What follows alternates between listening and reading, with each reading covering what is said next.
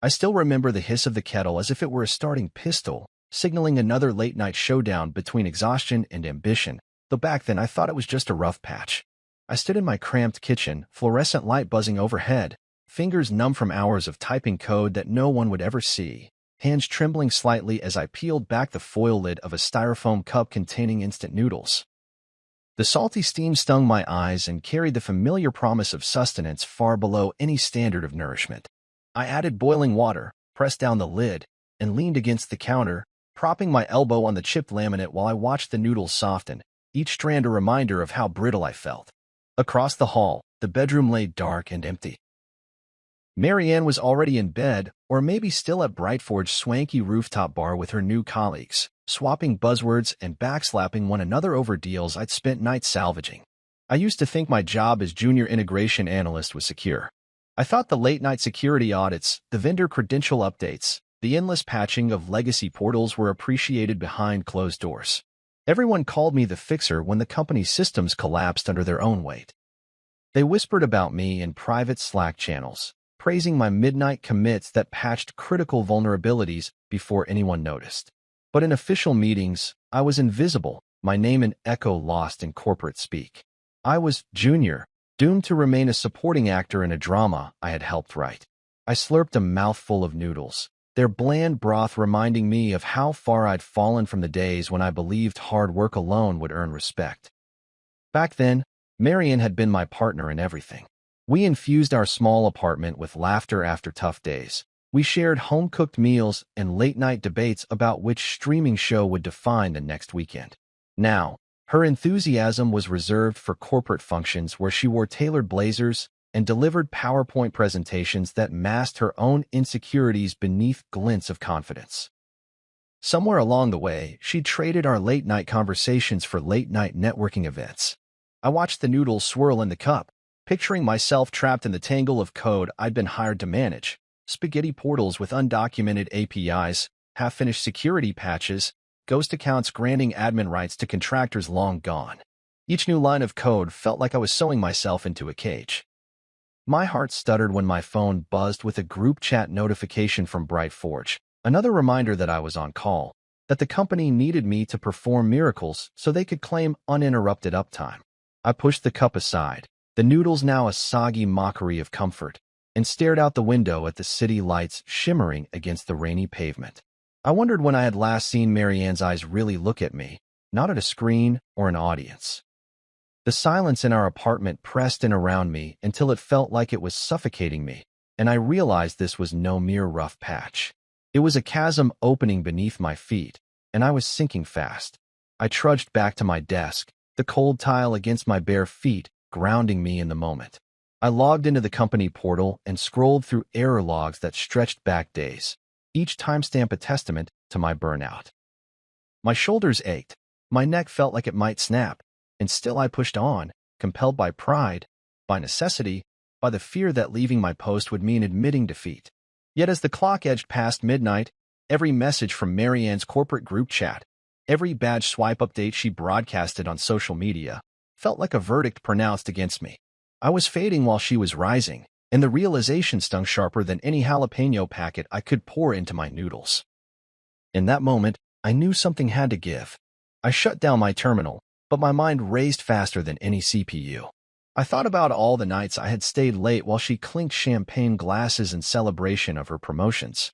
I thought about the silence that greeted me when I walked through the door, the hollow space where our shared life once bloomed. I thought about the finality of a marriage that had survived layoffs and long hours only to be undone by success itself. I poured the cold noodles into the sink, watching the murky water swirl down the drain, carrying with it the small comforts I'd taken for granted. Then I grabbed my laptop and reopened LinkedIn, not to polish my profile, but to scan my network with the desperation of someone drowning who spots a life raft in the distance. Every connection, every past contractor I'd helped in a crisis, every colleague who had whispered thanks off the record now seemed like a potential salvation. And as the kettle hissed again, filling the room with steam and possibilities, I made a silent vow. I would find a way out of Brightforge's labyrinth of broken code and broken promises. I would stop waiting for recognition that never came. I would build something of my own worth, no matter how many cups of instant noodles it took. I walked into that conference room like a man who'd finally earned the right to breathe. My backpack was slung casually over one shoulder, but in my hands I held something more important than a paycheck or promotion: 14 pages of back-end cleanup, meticulously documented. Every security breach that had almost happened, every line of spaghetti code I'd untangled, every log I'd corrected and vendor account I'd resensed. I had stamped them, indexed them, printed them, and stacked them like a declaration of war. My war wasn't loud. It wasn't dramatic. It was silent, surgical, and long overdue. The room smelled like that burnt citrus hand sanitizer everyone had gotten hooked on during COVID. At the head of the table sat Marianne, my wife, my ex-wife, technically, but not yet in title. She wore her confidence like a freshly pressed suit, immaculate, tailored, and indifferent. Her nails drummed lightly on the glass table. Her eyes didn't even flick up when I stepped in. That, more than anything else, told me where I stood. Around her were the usual suspects: Greg from Ops, whose only qualification seemed to be volume; Denise from Procurement, who lived in a spreadsheet; and a few new faces I didn't recognize. One of them wore a badge labeled Consultant Omniscient. That got my attention. I wondered, briefly, if Marianne had landed the logistics contract she'd been chasing for months. I set my packet down in front of her. She glanced at it like it was junk mail. My heart thumped once, hard. "This is the breakdown," I said, keeping my voice steady. "Full traceability on vendor integration. Logs are organized by access level, breach window, and mitigation route. Timelines in the appendix." It didn't take long. 10 seconds. Maybe less. She flipped the first page, barely scanned a single bullet point, then pushed the entire document back toward me with one manicured finger. Her lips curled into a smile that was all business and no warmth. The kind she used when she was about to drop a dagger disguised as feedback. "Sweetheart," she said, the word tasting like venom dressed in silk. "This isn't Shark Tank. We don't negotiate with junior staff." The moment burned in my ears. The laugh that followed from Greg was too loud, fake and forced, but enough to make the others chuckle, like dominoes of discomfort. I could feel their eyes shift away from me, trying not to get caught in the blast radius. I didn't move. I didn't flinch. I just let the humiliation settle on my skin like cold ash. I nodded slowly, as if I were taking notes for a performance review. I wanted to scream.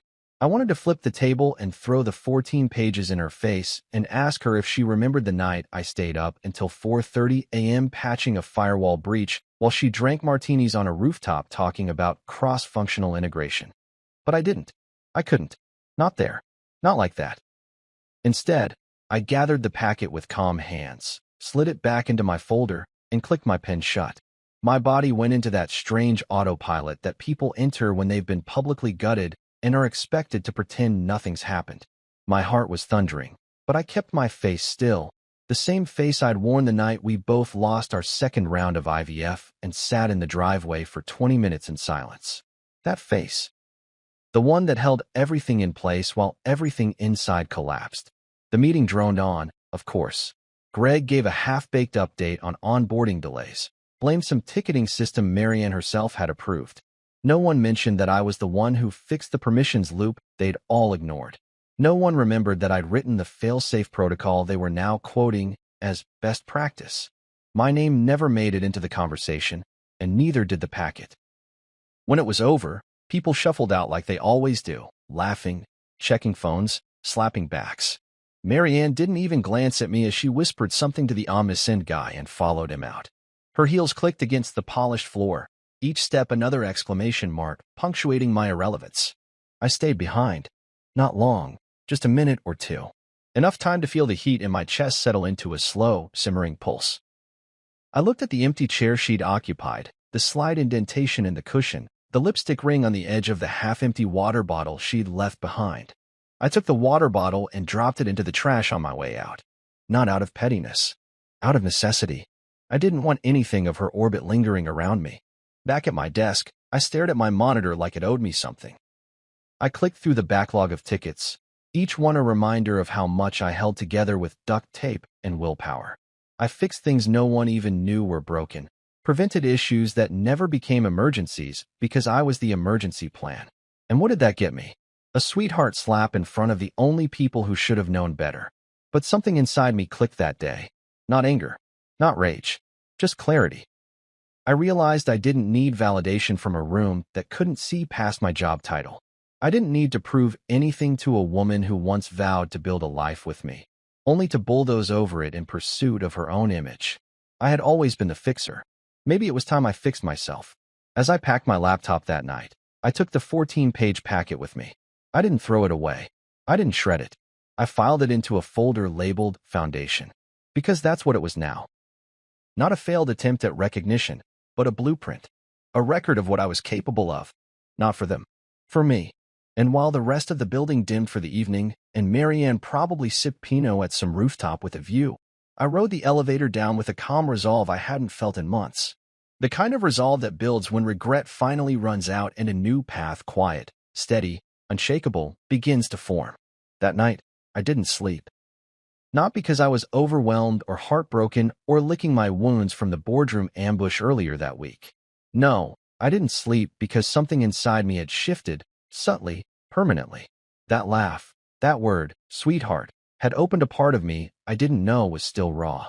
And once the pain cleared, what was left wasn't helplessness. It was hunger. I brewed the last of my stale peppermint tea, the one box that had been sitting untouched behind the sugar for months. The kind Marianne used to say made the apartment smell like a dentist's office. I let it steep too long and sipped it anyway, bitter and lukewarm, as I opened my laptop and pulled up LinkedIn. It was like opening a door to a world I'd forgotten existed. I hadn't touched my profile in over 2 years. My photo was outdated, my title still Junior Integration Analyst, as if I hadn't grown in skill or experience despite the mess I cleaned up every quarter. I didn't bother updating anything, not yet. Instead, I did something different. I started searching names. Not random ones. Not recruiters or HR leads. I went looking for the people who remembered me not by title, but by function. Former vendors whose systems I'd rescued. Mid-level managers who once sent quiet thank you emails when I fixed things in the background. Engineers who forwarded me server logs at 1 a.m., knowing I'd catch what their team missed. I typed slowly, letting my numb fingers warm up against the keyboard as I moved from one profile to the next. And then I searched Stellan Wells. Omniscient Medical Logistics. He was one of Marianne's prized client accounts, a big fish for Brightforge. A man whose signature could tilt a quarter's profits if his department was impressed. I remembered his name because of how often it came up in our apartment, how his email chains were printed and studied like sacred text in Marianne's team. I remembered the night his company's contract portal had almost collapsed, and I had patched it in a windowless office at 3 a.m., blind copying 2 directors on a summary report just to make sure no one could pretend it never happened. I clicked on his profile. Clean suit, no-nonsense bio, and something else, recent activity. He'd liked a post about vendor transparency and commented on an article about compliance nightmares in mid-tier tech firms. That was my wheelhouse, my hell and my playground. On impulse, I clicked connect, adding a short note. We've never officially met, but I was the one who rebuilt your contract portal from the back end last quarter. Hope things are holding up. I didn't expect a reply. Not quickly, anyway.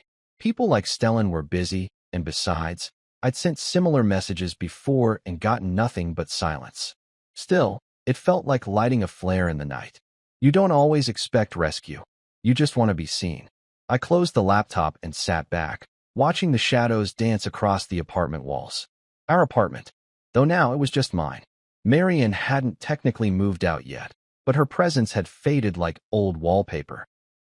Technically still there, but peeling at the edges, ignored and irrelevant. I thought about calling someone, a friend, my brother. But what would I say? That I'd been publicly belittled by my wife in a meeting? That I was spiraling into a void disguised as professional decorum? So I waited, slept for a few hours, woke up groggy and irritable. It wasn't until the following afternoon that I got the message. It came with a notification ping that felt like a spark through my chest. Your name came up during an internal review. That contract portal fix, was that you? No greeting. No fluff. Just that. I stared at the screen for a full 10 seconds before I typed back. Yes. Built and deployed the patch in February. Identified the SSL issue and rewrote the auth tokens manually after your team's integration failed against the Brightforge API. Attached the log summary to the fix, though I'm not sure it was passed on to you. I sent it and immediately regretted being so technical. But then, 3 minutes later, another message arrived. Want to meet? That was it. Not a Zoom link. Not a scheduling assistant. Just those 3 words. Like a hand reaching through the digital static and pulling me into something solid. I stared at it. Reread it. Want to meet. It wasn't a job offer. It wasn't a promise. But it was more than I'd had in months. It was acknowledgement. I accepted without hesitation. Told him I was available any time that week. He replied with a coffee shop address downtown and a time. Thursday, 11 a.m. That left me 2 days to prepare, mentally, emotionally, strategically. I didn't tell anyone. Not Marianne. Not even the one coworker I trusted in IT support, the guy who always covered for me when I needed to disappear for an hour. This wasn't about gossip. This wasn't revenge. It was rebirth. I spent those 2 days doing my job quietly, methodically. But something had changed. I no longer looked at my terminal like a prison cell. Now it was reconnaissance. I watched how credentials moved. I logged the permission requests that still trickled through broken systems. I downloaded reports that no one else had bothered to read. Every bit of data was a breadcrumb, and I was finally following the trail out of the forest. Wednesday night, I went to sleep without the weight of noodles on my stomach or bitterness in my throat. I wore a clean shirt to bed. I woke up early, shaved with care, and ironed the one blazer I had left, the one I'd worn to Marianne's sister's wedding before everything started unraveling. It still fit, though the shoulders felt heavier somehow. Or maybe I was just finally standing up straighter. I arrived 15 minutes early at the cafe, a minimalist little corner spot with glass walls and good light. Not the kind of place where people came to be seen, but where deals were quietly made over single-origin espresso. I took a table near the window, palms sweaty, heart pacing like it was back in that conference room again. Then he walked in. Stellan. Tall. Trim. The kind of guy who looked like he was born wearing confidence. But when he spotted me, he smiled. Not the tight professional smile of someone about to dismiss you, but the kind of smile that says, I've been looking for you. He shook my hand, sat down, ordered black coffee, nothing fancy. Then he looked at me with eyes that had seen enough nonsense to recognize when someone wasn't bluffing. I don't want an interview, he said. I nodded, unsure of where this was going. I want someone who understands how systems really work. From the inside. Who knows how they break and how to rebuild them. He leaned forward. You don't sound like an analyst. I smiled, for the first time in weeks. I'm not, I said. Not anymore. He reached into his bag and slid a folder across the table. I didn't open it immediately. I already knew what it was. Opportunity. Exit. A new path paved not with apologies, but with precision. I looked at him and asked one question. Why now? He answered simply. We're prepping for an audit, on Bright Forge. I nodded slowly. Fingers still tingling from the night, I poured tea over regret. My new path had just opened, and I was ready. I arrived at the cafe 10 minutes early, not because I was nervous, but because I needed to watch the room settle. It was a sleek little place on the corner of 9th and Alder, one of those minimalist spots with more concrete than comfort. The kind of place Marianne would have called intentional, while silently judging the folding chairs and mismatched mugs. She wasn't here.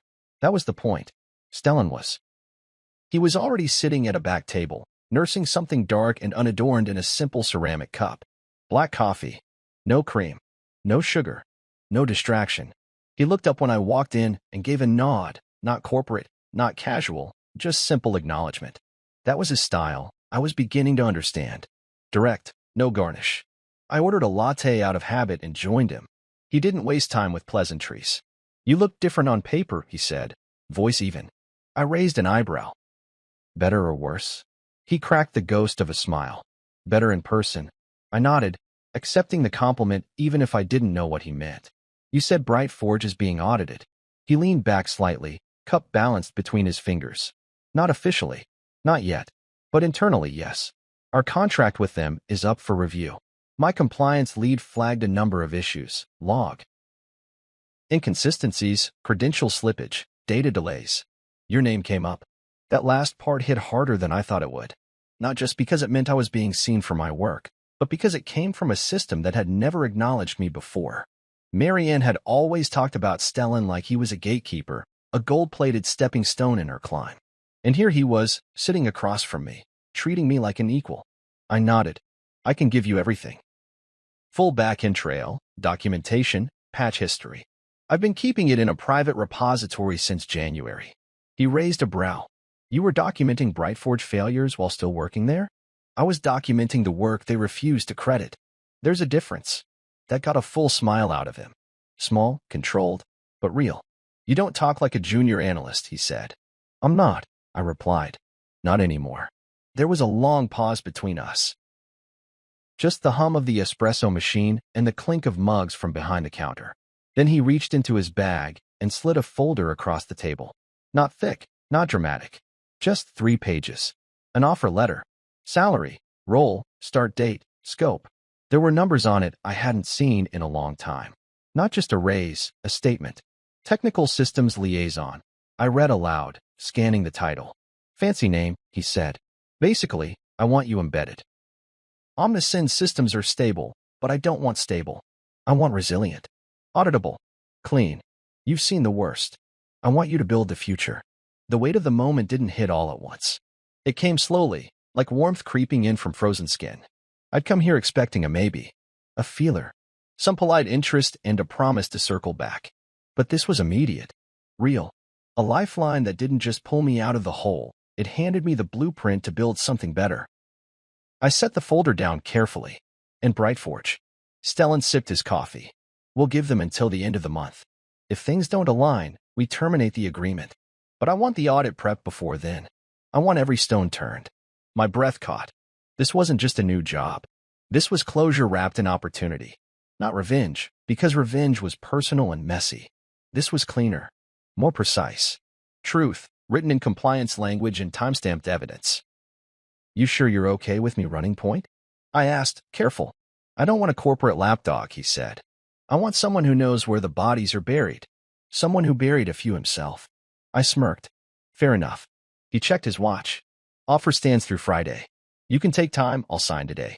His eyes narrowed slightly, not in suspicion but in assessment. You're not worried about how Brightforge might react? I met his gaze directly. They stopped seeing me long before I stopped working there. This isn't about reaction. It's about clarity. He nodded once. Good. We shook hands. There was no contract signing ceremony. No HR rep with a clipboard. Just 2 men at a table, making something official in the quiet way that real decisions often happen. As I walked out of the cafe, folder tucked under my arm like a badge, I noticed the exit sign hanging over the door. Red letters, glowing softly. It struck me how different it looked in that moment. Not an ending, but an invitation.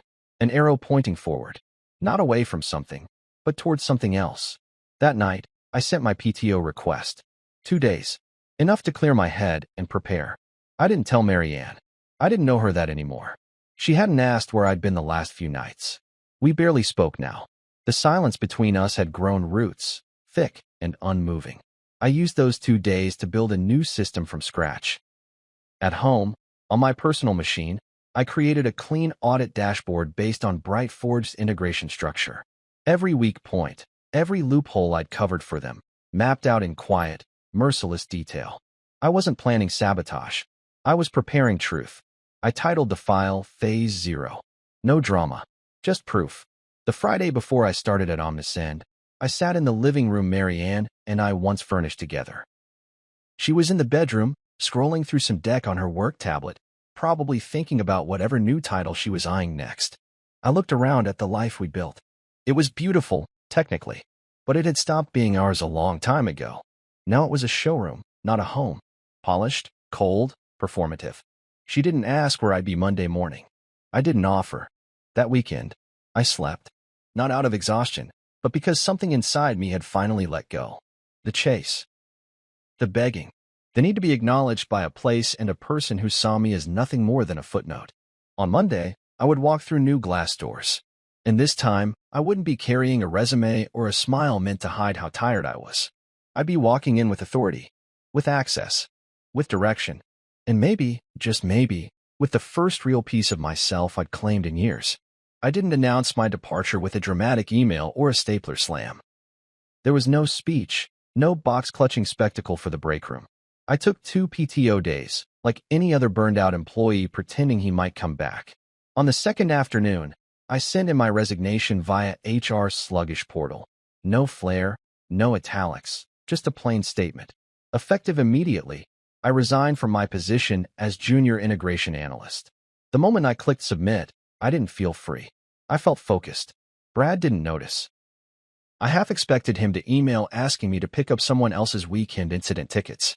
Instead, he forwarded a system-wide memo about workflow, agility, and signed off with a quote from some business influencer who sold hoodies with motivational phrases.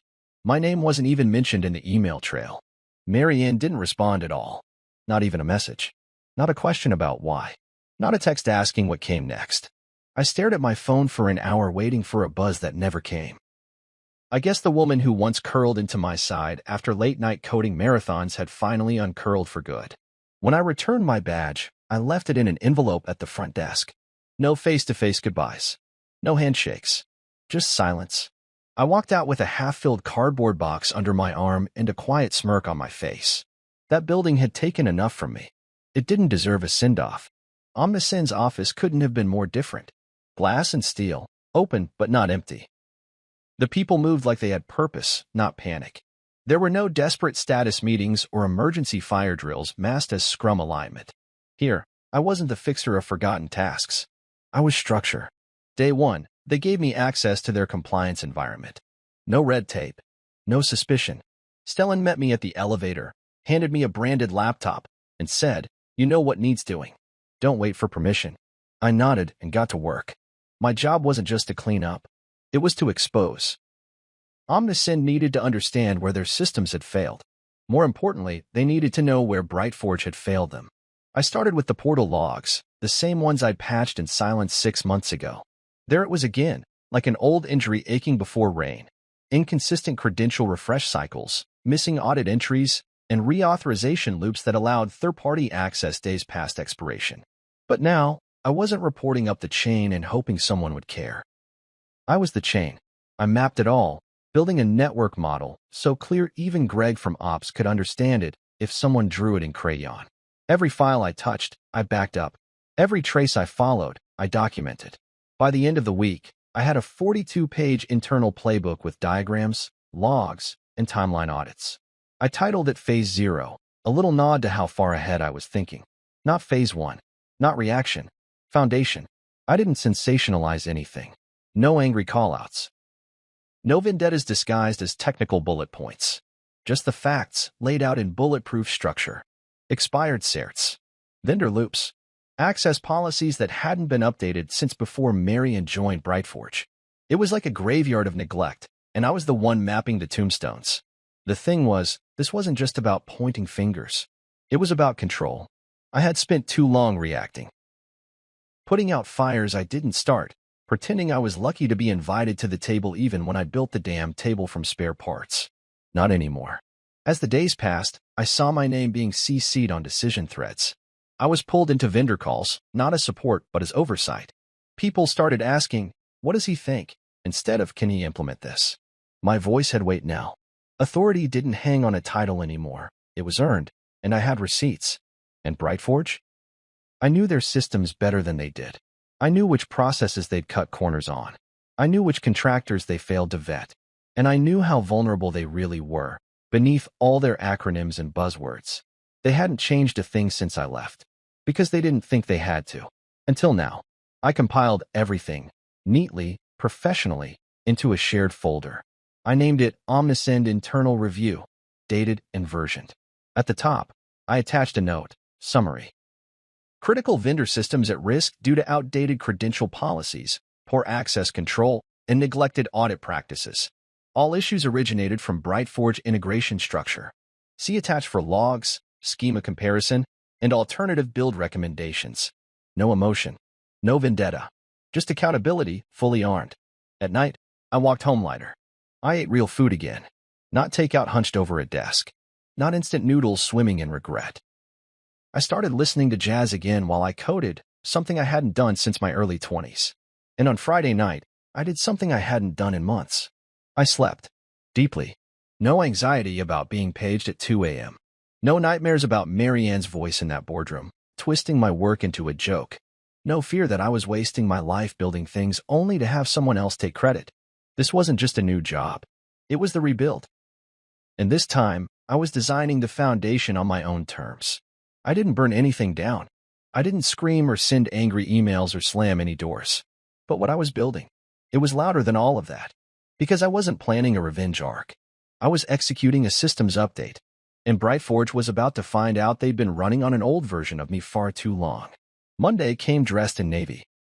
My new tailored suit hugged my shoulders like armor, the kind of suit you wear when you know the ground you're about to step on used to swallow you whole. The morning air was crisp, just cool enough to sharpen my focus. I stood outside Brightforge's glass-paneled facade and let the moment stretch. Not for drama, this wasn't about theatrics, but because I wanted to feel it. This was the place that once drained me dry, ignored my voice, laughed at my efforts. And now, I was walking back in not as an employee, but as the reckoning they didn't see coming. The front desk receptionist, Amelia, looked up with a smile that faltered halfway when she saw my face. "Visitor?" she asked, glancing toward the check-in tablet. "Graham Sloan," I said, slow and steady. "Here on behalf of Omniscient." Her eyes widened slightly. She'd seen me 100 times before, passing through in hoodie and backpack, eyes downcast, shoulders bent. Today I wore authority like cologne, subtle, but undeniable. She printed my guest badge without another word. I stepped into the lobby and immediately caught sight of her, Marianne. She was across the atrium, phone in one hand, talking fast, gesturing with the other like she was conducting a silent orchestra of urgency. When she spotted me, her expression cracked just a little. A blink. A pause. She lowered the phone. "Graham," she said, like she couldn't trust her own eyes. I kept walking. Calm. Professional. My Omniscient-branded laptop bag over one shoulder, badge clipped square on my chest. "I'm here for the audit," I said, and kept going before she could find words. Behind me, I could feel her trying to recalibrate. I imagined her fingers twitching toward her phone, wondering who approved this, who scheduled this, how I got into the building. She didn't know yet. That was the best part. Because I wasn't just here as a consultant. I was leading the review. With full authority. Stellan had made that crystal clear. The glass-walled conference room was already prepared when I arrived. Fresh water. Clean markers. A projector set up waiting for my files. Greg Tanner, Director of Ops, and all-around ego in khakis, was already inside. He looked up and went pale the moment he saw me. I watched the coffee cup in his hand shake just enough for a dark drop to hit the edge of the table. "You," he said, not bothering to mask his irritation. "What are you?" "I'll be running point on the Omniscient compliance review," I said as I set my laptop down. Stellan thought it would be helpful to have someone who's already intimately familiar with your systems. I took the head seat. No hesitation. No apology. Greg looked like he was swallowing a stone. You're not authorized to." "I am," I interrupted. "Fully. Signed off by Omniscient's internal audit team. Documentation attached in your inbox, including escalation protocols and review phases. You'll want to familiarize yourself with them." Before he could respond, 2 more Brightforge reps walked in, procurement lead and a junior PM I vaguely remembered from Marianne's team. They froze when they saw me. I could see it, the slow dread curling around the edges of their professionalism. I didn't gloat. I didn't smile. I just opened my laptop, connected to the projector, and brought up the first slide. "Let's begin with vendor credential history," I said. 12 months back. A familiar tension fell across the room. I watched them adjust in their chairs, try to keep their eyes neutral. But it was too late for pretense. They weren't in control anymore. I was. Slide 1. Outdated SSL certificates that hadn't been rotated in 14 months. Slide 2. A spreadsheet. Actually titled Vendor Access. Final v3.xlsx, containing credential notes, some plain text passwords, and no access logs. The file had been last edited by an intern. No version control. No encryption. And worst of all, no accountability. Greg shifted uncomfortably. "We've been addressing those issues. They were isolated, except they weren't," I said calmly. "We traced similar errors in 4 different vendor accounts. Same access cycle. Same gaps. Same oversight." I didn't raise my voice. I didn't need to. The data spoke louder than any accusation ever could. Halfway through the meeting, Marianne slipped into the room. She didn't sit. She stood near the back, arms crossed, jaw tight. She hadn't been invited to this session, but someone must have tipped her off. I ignored her presence until the moment came. Slide 8. "Here," I said, clicking to a permissions map that showed overlapping admin roles between contractor credentials. This was signed off by Business Ops. The routing logs show that approval came from Marianne's account. A pause. She blinked. That's incorrect, she said finally. No, I said, turning. It's not. I clicked to the next page and exported authorization log. Timestamped. Digitally signed. Undeniable. Greg opened his mouth to interject, but I kept going. These aren't errors. They're patterns. Repeated, traceable, and documented. The silence that followed was the kind that sinks deep into people's bones. The kind of silence that hisses louder than shouting. No one knew where to look. Not at me. Not at Marianne. Especially not at the screen. I closed the laptop slowly, folding my hands on the table. Omnisend's compliance team will follow up with an official summary, I said. This is phase 1. We'll be running a deeper systems probe next week, and I'll require full access to the sandbox environment. I stood. We'll coordinate timelines through my team. Please be prompt. Delays will be noted. And with that, I walked out. I didn't look back. In the elevator, I caught my reflection in the mirror-polished wall. I looked still. Not smug. Not vengeful. Just clear. I had spent years inside that building thinking I needed to prove myself to be seen. Now, they couldn't look away. Outside, the air tasted sharper. Lighter. I didn't realize I'd been holding my breath until it rushed out of me in a single slow exhale. This wasn't just about Marianne. It was about every time I was overlooked, dismissed, undercut. It was about stepping back into the place where I was forgotten and reclaiming something I hadn't known was mine to take. Control. Power. My name, spoken in full. By Wednesday, the building reeked of panic. Not visibly, of course. No sirens, no open accusations, just a heavy air of quiet dread coating every hallway like invisible static. You could feel it in the way people stopped mid-sentence when I passed. In the shuffle of folders held too tight, in the nervous clearing of throats when I entered a room. Brightforge was bleeding, and only a few of them knew it. The others still thought they had a bandage big enough to hide it. They didn't. Greg tried to maintain his usual bravado, tossing around buzzwords like isolated instances and contextual variances in every meeting. But the way he avoided eye contact said everything. Every time I plugged my laptop into the projector, the entire table braced for impact. Not because I was loud, but because the numbers weren't. They were precise. They were clean. And they told a story that couldn't be interrupted. Monday had been compliance credentials. Tuesday was endpoint security. Wednesday, I brought the hammer. I opened with a spreadsheet, innocuous looking to anyone who didn't understand what they were seeing. A plain Excel file with a deceptively innocent name, vendor_access_final_v3.xlsx.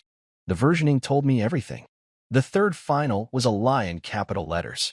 This was not a system being managed. It was one being constantly patched with the equivalent of duct tape and crossed fingers.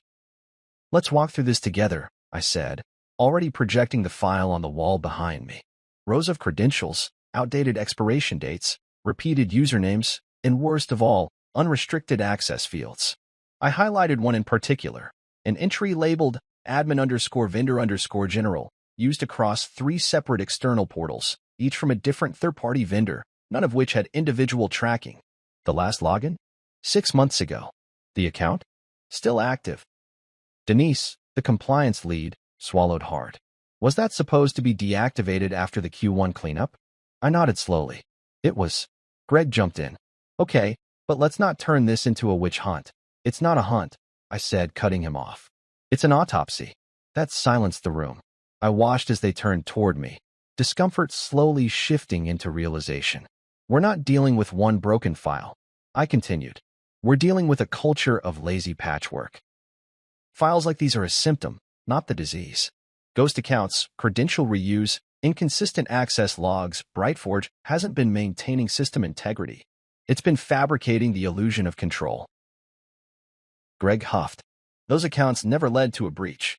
I stared at him for a long, steady moment. How would you know? His mouth opened. Closed. Nothing came out. I clicked to the next slide, access logs. Dozens of entries tied to the same account, used at irregular hours, across multiple locations. Some showed simultaneous logins from different IP ranges.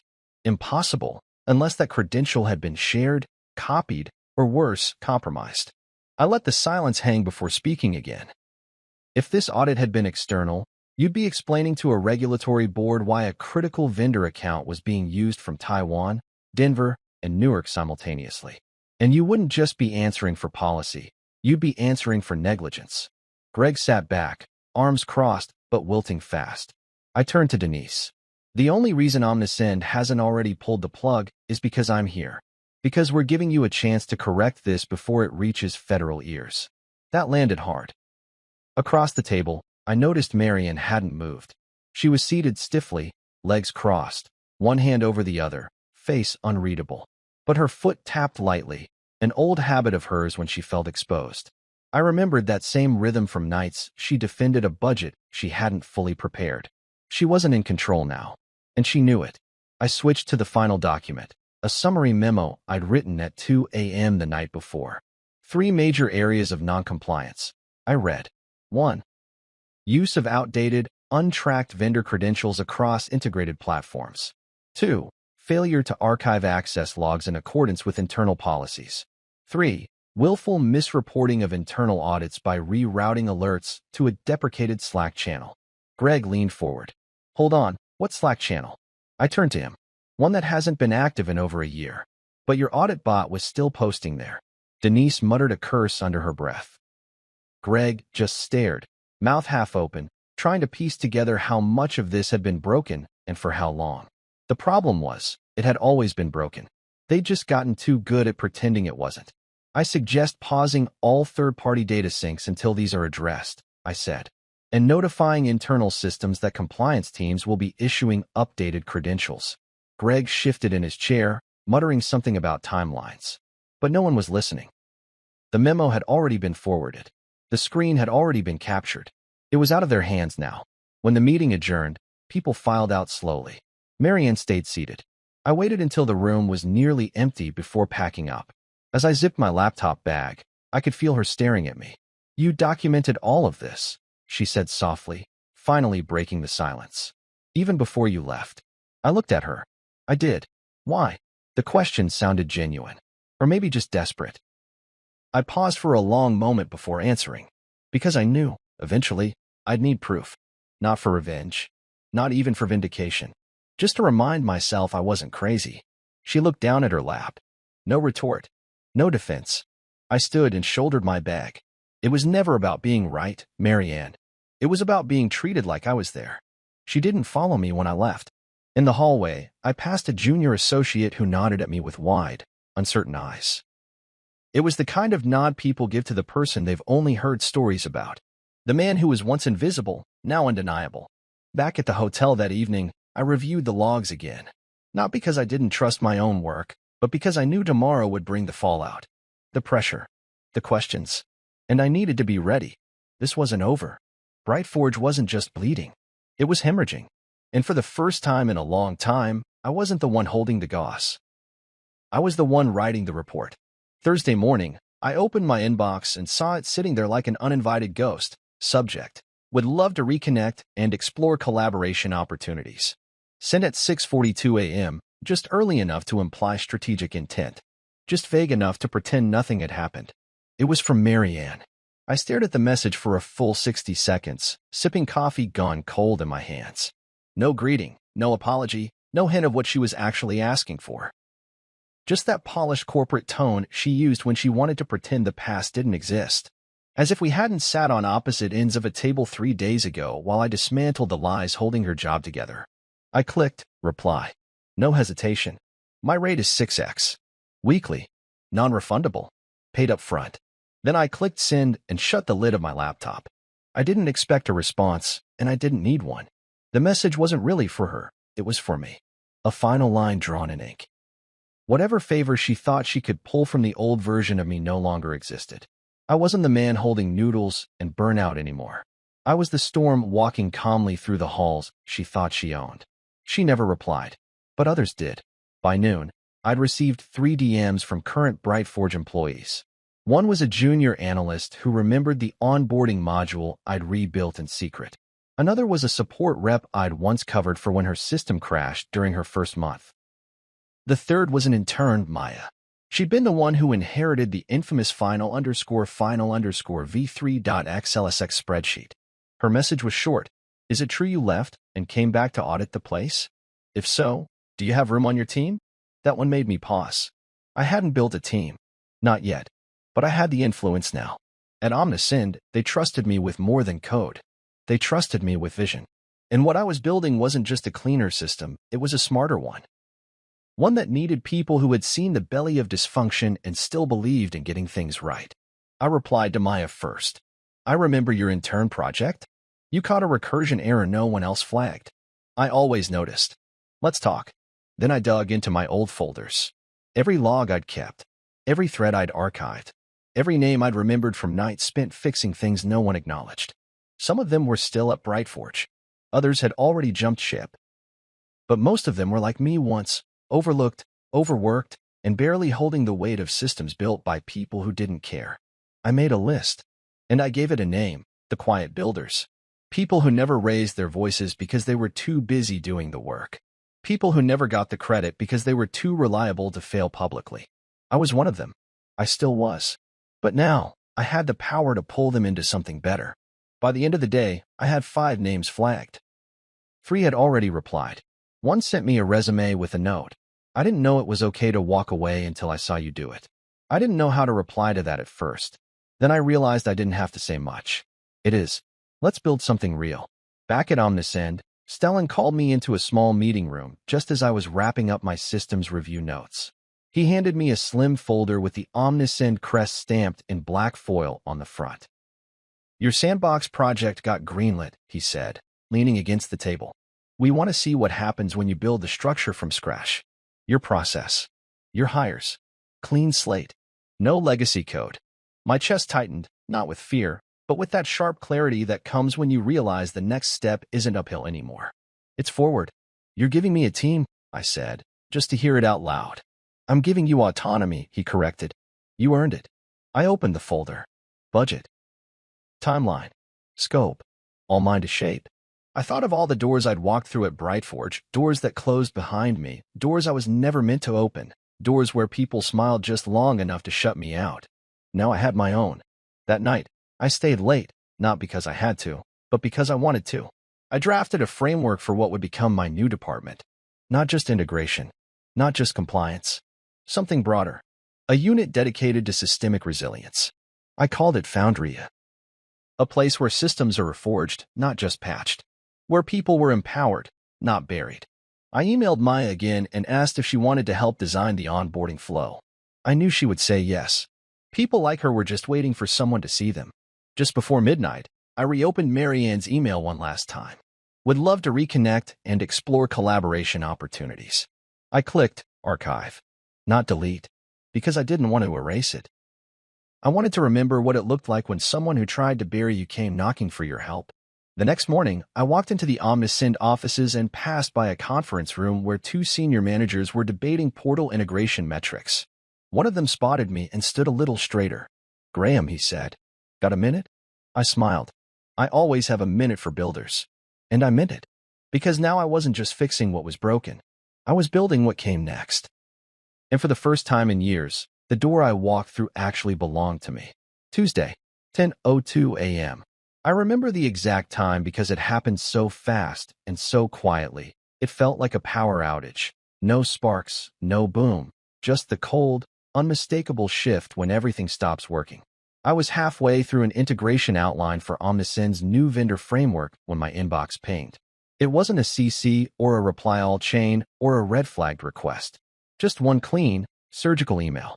Subject: termination of vendor agreement message, effective immediately due to repeated non-compliance. All support suspended. 2 lines. That's all it took to sever Brightforge from the last real contract keeping their systems afloat. I read it once, then again, then leaned back in my chair and breathed out slow, steady, final. The impact didn't explode. It rippled. First in Slack, messages about error codes and connectivity failures. Then in Brightforge support channels. Calls bounced, login credentials rejected, APIs refusing to handshake. The systems that I'd once held together with caffeine and midnight updates were finally collapsing under their own neglected weight. And I wasn't there to catch them this time. By 10:15 a.m., Brad's name disappeared from Slack. Not just offline, gone. Deleted. His profile removed, his title scrubbed. Word spread fast. He'd stepped down to pursue new opportunities, which, in corporate code, meant thrown overboard to stop the bleeding. Greg wasn't much better. Around 11 o'clock, someone forwarded me a LinkedIn update he'd just posted. A smiling photo of him holding coffee in a co-working space captioned, "Excited to begin my journey into fractional consulting and strategy alignment." I almost laughed. It was too clean, too rehearsed. The post of a man who'd been hit by a freight train and wanted the world to think he meant to lie on the tracks. But Marianne? She was silent. No email. No social post. No frantic attempts at spin. Nothing. Until 2:45 p.m. That's when I got the call. "Conference room 4C, Stellan said. "She's here." My heart didn't race. My palms didn't sweat. I simply stood, straightened my jacket, and walked toward the room. The same hallway I'd once dragged myself down every morning with a dead laptop in one hand and a lukewarm bagel in the other now felt like a runway. Each step sharp, deliberate, like I was stepping into a moment I'd already rehearsed 1,000 times in silence. She was already seated when I entered. Alone. No laptop. No notes. Just Marianne in a dark gray blazer, hands folded tightly in front of her. Her eyes found mine immediately, searching for something softness, maybe. Familiarity. I gave her neither. I sat across from her and placed a slim folder on the table.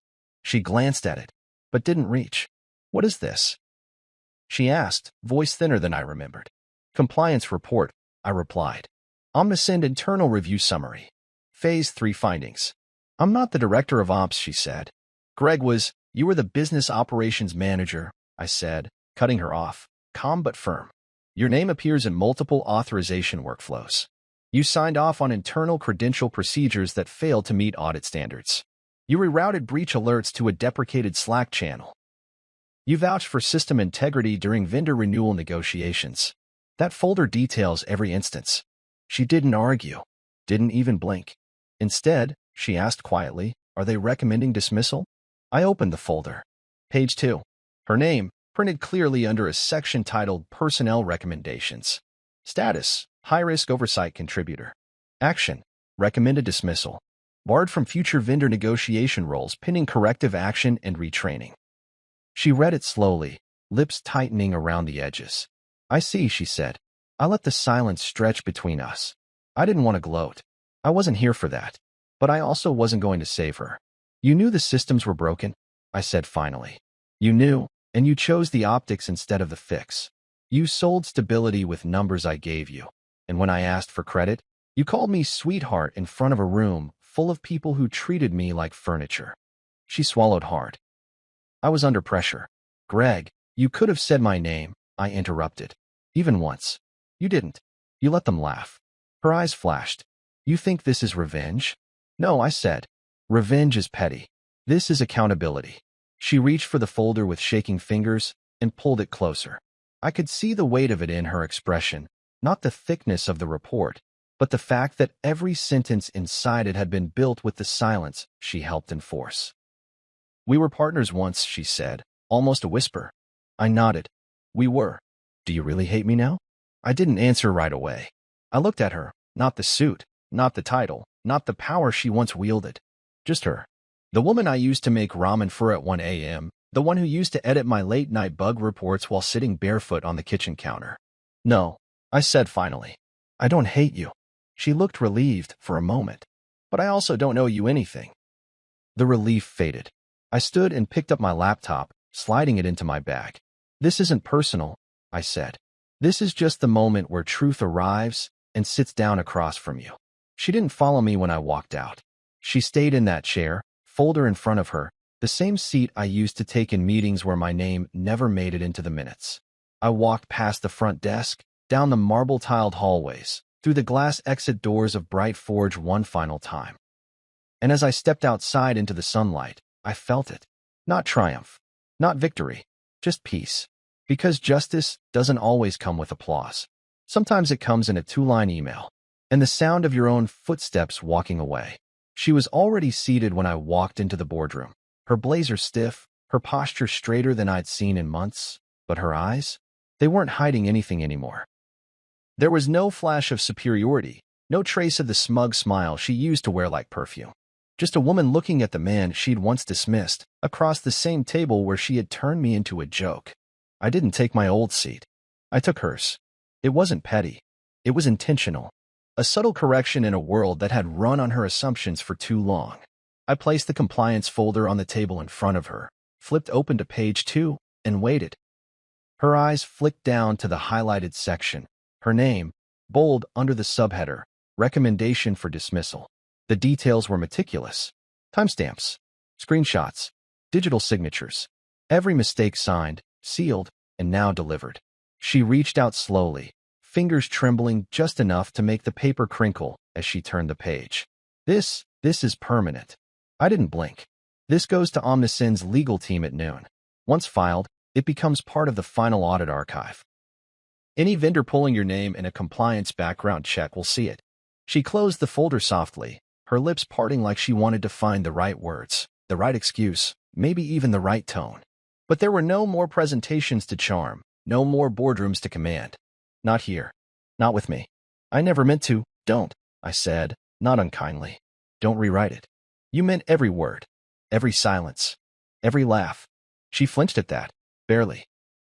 I leaned forward slightly, folding my hands. You thought I was background, a man who could hold your stress and your systems. You underestimated me because you needed someone to stand behind you so your light looked brighter. She looked down, her voice almost a whisper. I thought I could fix it later. After the promotion. After the Omnisend deal closed. I nodded. And you did. You tried. Her eyes met mine. I got your email, I said. The Reconnect one. I just thought maybe we could still build something, she said. I smiled, not cruelly, not bitterly, just with quiet understanding. We are, just not together. Her eyes glistened, but she didn't cry. Marion never cried when she lost. She calculated. I saw the flicker of it even now, her brain working angles, spinning this into something recoverable. We could talk, she offered, softer now. Privately, off the record. I tapped the folder gently. This is the record. A long silence stretched between us. Finally, I stood, collected my laptop, and adjusted the cuff of my blazer. As I turned to go, I paused, hand resting on the chair I'd once filled for too many forgotten meetings. You once said, we don't negotiate with junior staff, I said, my voice calm and measured. You were wrong. She blinked.